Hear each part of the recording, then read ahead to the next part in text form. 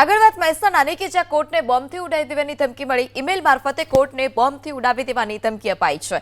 કોર્ટને ધમકી ભર્યો મેલ મળતા જ પોલીસને જાણ કરવામાં આવી। પોલીસ પણ સ્થળ પર પહોંચી।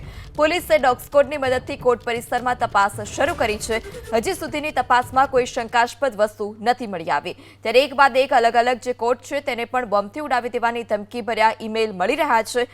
મહેસાણાની પણ આ ઘટના પોલીસને જાણ કરવામાં આવી। ડોગ સ્ક્વોડની મદદથી સમગ્ર પરિસરમાં તપાસ ચાલી રહી છે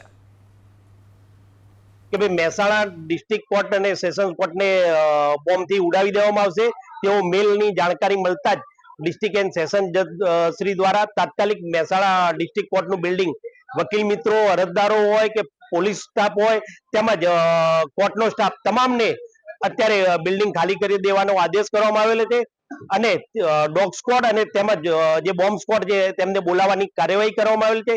વધુ વિગત તો ડોગ સ્ક્વોડ આવે અને બોમ્બ સ્ક્વોડ આવે ત્યારબાદ જ માહિતી મળે તેમ છે। 12-20 વાગ્યાની આજુબાજુ મેલની જાણકારી મળતા મહેસાણા ડિસ્ટ્રિક્ટ એન્ડ સેશન જજ EL વ્યાસ સાહેબે તાત્કાલિક અસરથી સંપૂર્ણ કોર્ટ પ્રિમાઇસીસ ખાલી કરવાનો આદેશ કરેલ છે અને હાલ એ બધા જ વકીલ મિત્રો, તમામ જ્યુડિશિયલ ઓફિસરો, તમામ સ્ટાફ મિત્રો અને તમામ લિટિગન્ટ અને તમામ પોલીસ ઓફિસરો તાત્કાલિક અસરથી ડિસ્ટ્રિક્ટ એન્ડ સેશન્સ કોર્ટ ખાલી કરેલ છે।